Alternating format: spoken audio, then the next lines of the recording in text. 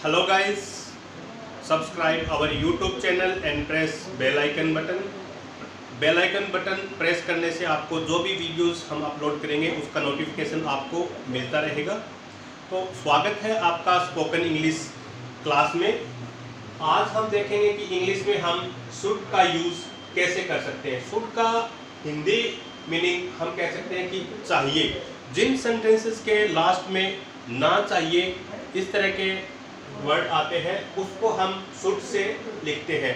जैसे आपको वहां जाना चाहिए, यू शुड गो देयर, आपको प्रतिदिन व्यायाम करना चाहिए। He should take exercise daily, मुझे कड़ी मेहनत करनी चाहिए। आई शुड वर्क हार्ड, हमें सदा सत्य बोलना चाहिए। We should always speak the truth, हमें वहां समय पर पहुंचना चाहिए। We should reach there on time. आपने देखा कि इन सभी सेंटेंसेस के लास्ट में ना चाहिए, जाना चाहिए, करना चाहिए, करनी चाहिए, बोलना चाहिए, पहुंचना चाहिए, सभी के लास्ट में ना चाहिए आ रहा है। तो हम ये जो सेंटेंसेस है उनमें हम शुड यूज करेंगे। शुड का यूज हम किसी को सलाह देने में, एडवाइस देने में, उपदेश, इंस्ट्रक्शंस देने में, कर्तव्य का बोध कराने के लिए हम करते हैं। शुड का प्रयोग सीखिए। जैसे I should read, I should not read, should I read, why should I read. तो आपने देखा कि इन सेंटेंसेस के सभी में शुड का यूज हो रहा है और आप देख रहे हो कि शुड का यूज उन सेंटेंसेस में होता है जिनके लास्ट में ना चाहिए वाला वर्ड आता है। तुम्हें यह करना चाहिए, ना चाहिए। तुम्हें वहां जाना चाहिए, ना चाहिए।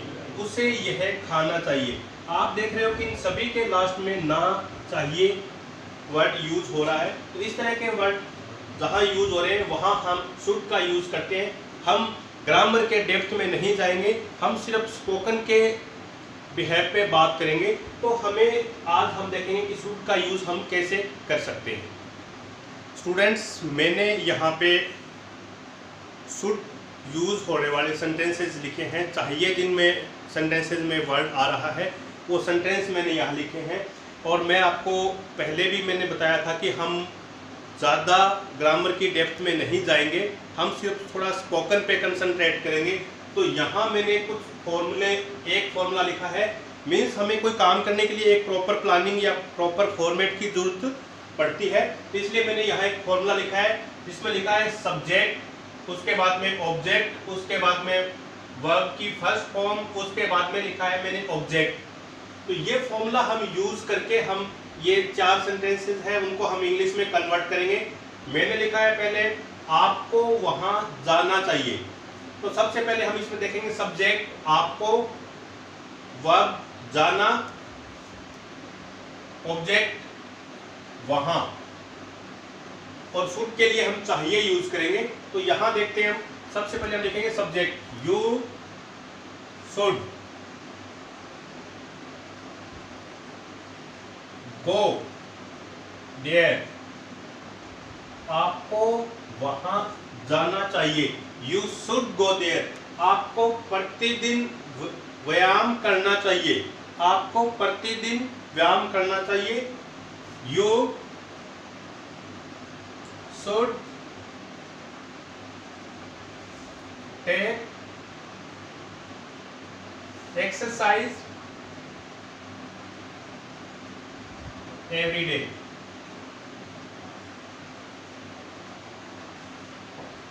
You should take exercise every day, हमें सदा सत्य बोलना चाहिए। We should always speak the truth,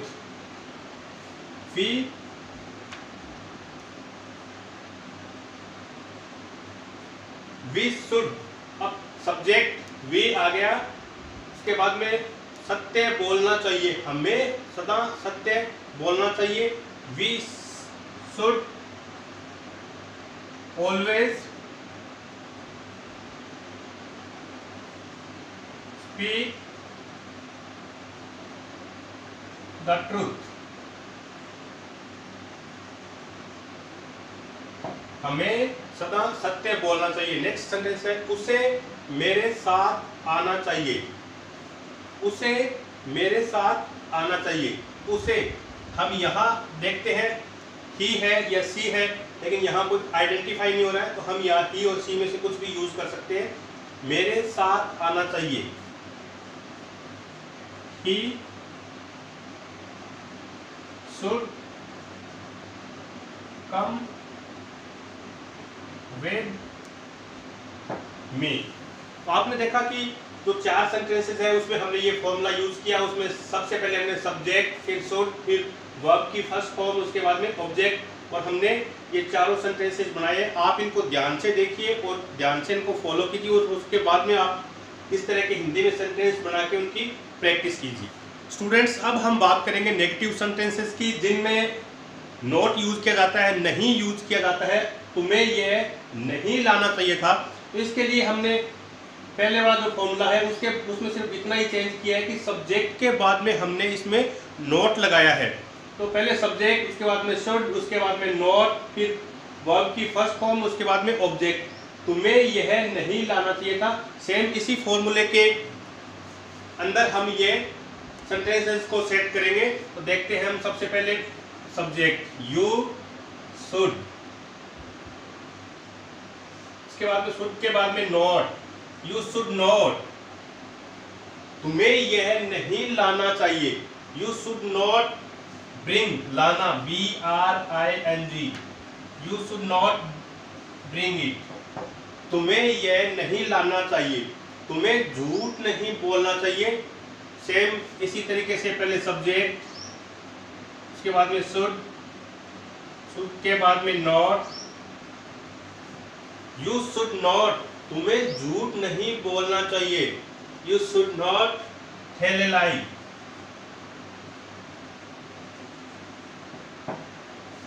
next अपने पास है इंटेरोगेटिव सेंटेंसेस। इंटेरोगेटिव सेंटेंसेस यानी जिसको हम बोल सकते हैं प्रश्नात्मक वाक्य। इनके लास्ट में क्वेश्चन मार्क लगता है। इसमें हम देखेंगे पहले शुड, सब्जेक्ट प्लस वर्ब की फर्स्ट फॉर्म, उसके बाद में ऑब्जेक्ट, उसके बाद में क्वेश्चन मार्क। मैंने यहाँ सेंटेंसेस लिखे हैं 3।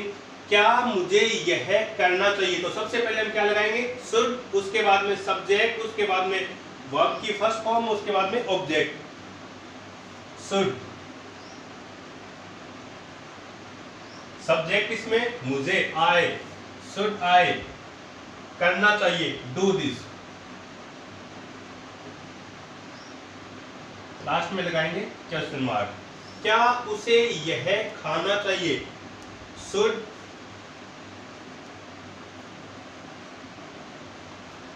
उसे, ही, क्या उसे यह खाना चाहिए? Should he eat it. क्या उसे यहां बैठना चाहिए?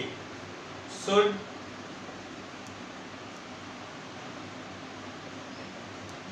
ही सिट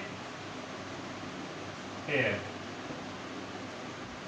तो स्टूडेंट्स, यहां हम कुछ ऐसे सेंटेंसेस के बारे में बात करेंगे जो सेंटेंसेस इंटरगेटिव भी है और नेगेटिव भी है, और साथ में उनमें WH फैमिली के भी वर्ड्स जुड़े हैं, जैसे व्हाट, वेयर, व्हेन। जैसे हम कई बार ऐसे बोलते हैं कि आपको वहां कब नहीं जाना चाहिए, आपको वहां क्यों नहीं जाना चाहिए। इस तरह के जो सेंटेंसेस है उनके लिए हम फॉर्मूला यूज करेंगे। सबसे पहले हम स्टार्टिंग में WH वर्ड यूज करेंगे जो भी दिया हुआ है, उसके बाद में शुड, उसके बाद में सब्जेक्ट, उसके बाद में नॉट, फिर वर्ब की फर्स्ट फॉर्म और उसके बाद में ऑब्जेक्ट। इस तरह से मैंने यहाँ सेंटेंसेस लिखे हैं 3। उसे मेरे साथ अंग्रेजी कब नहीं बोलनी चाहिए? तो कब है वो यहाँ WH वर्ड भी आ गया, साथ में नहीं है, नेगेटिव भी आ गया, तो इसमें तीनों आ गए, इंटरगेटिव, नेगेटिव और WH फैमिली के। तो इसमें मैंने यहाँ लिखा है When should he not speak English with me?